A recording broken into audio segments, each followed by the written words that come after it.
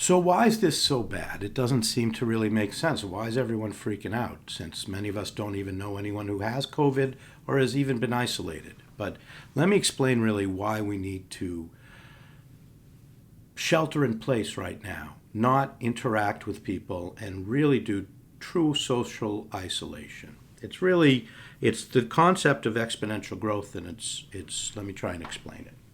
For every 100 people who have COVID, it is currently, the data shows that 20 of them, or 20%, are going to need to be hospitalized. They're going to need a hospital bed. They're going to need some IV fluids, some oxygen to get through their illness. Of every 100 people who have COVID-19, you're going to have, say, 2 to 5 who need an ICU bed. Say 5. They need more intensive care. Many of them are going to need ventilators. Let's say 2 of them are going to need ventilators.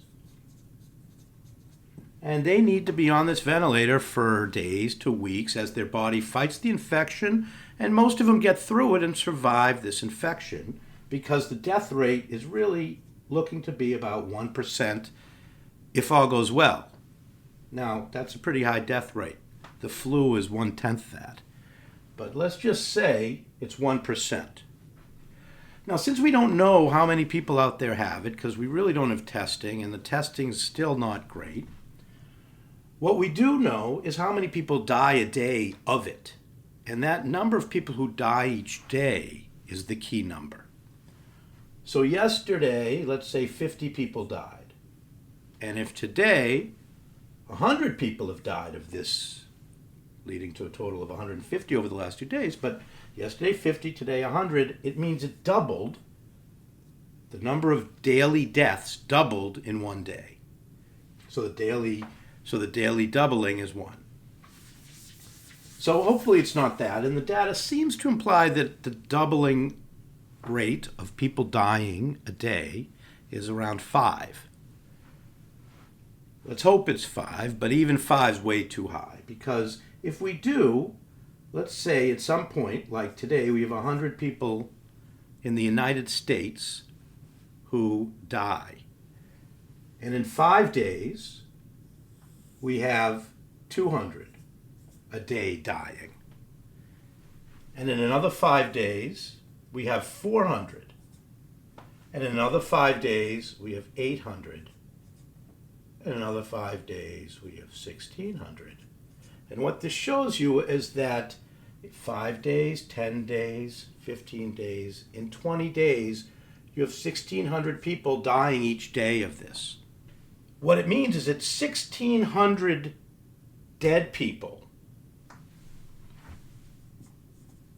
1,600 are the 1% who died.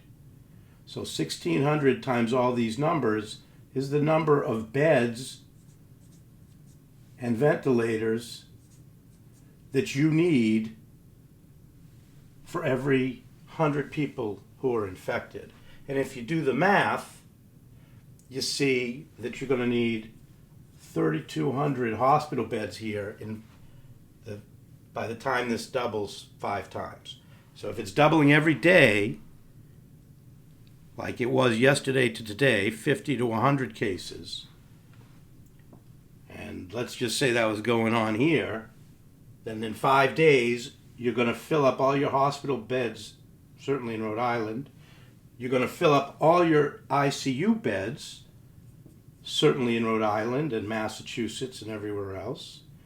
And you're going to use up more ventilators than we have here. In fact, if you look at the United States as a whole, we have about 50,000 medical ICU beds. And these are not just sitting there open waiting. These are mostly full with people, as you know, ICUs and everywhere, pretty much full. But full capacity, you got 50,000 of those, you got 50,000 other surgical ICU, other types of ICUs where ventilators can be deployed and where the intensivists can care for the most sick patients at risk of dying.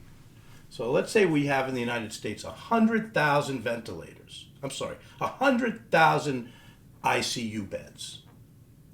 Well, you can see we're going to get there pretty quickly as we double this. So a couple more doubling rates, another doubling rate, 32,000. Another doubling rate, 64,000. One more, we're past the number of ICU beds. Every day needed, we don't have them, and these beds are filled up most of the time. So what really we end up seeing is that we have 100,000 ICU beds. 100,000 ICU beds. We've got 168,000 ventilators in our country. We're trying to build them as quick as we can, but the whole point is the doubling rate. And so to lower the doubling rate means you lower the number of people who get this, which means you have to slow down people from getting it, which means we don't know who's got it, so everyone has to sit tight until we can figure out who's got it, who doesn't have it, and what to do. And the way we'll figure out who has it and doesn't have it is not necessarily the big test for those who are symptomatic, but it will be a blood test that they're working on right now, which will show, do you have antibodies to the SARS-CoV-2 virus, which implies you've been infected. Many people have described a weird illness that maybe was influenza negative that they don't know. So it's quite possible many people have had this.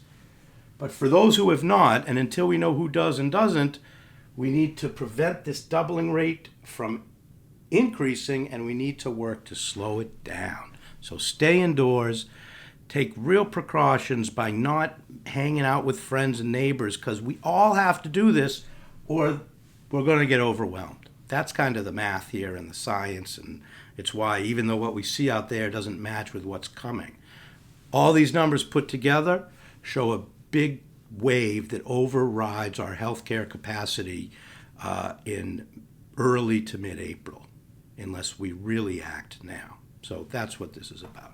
All right, bye.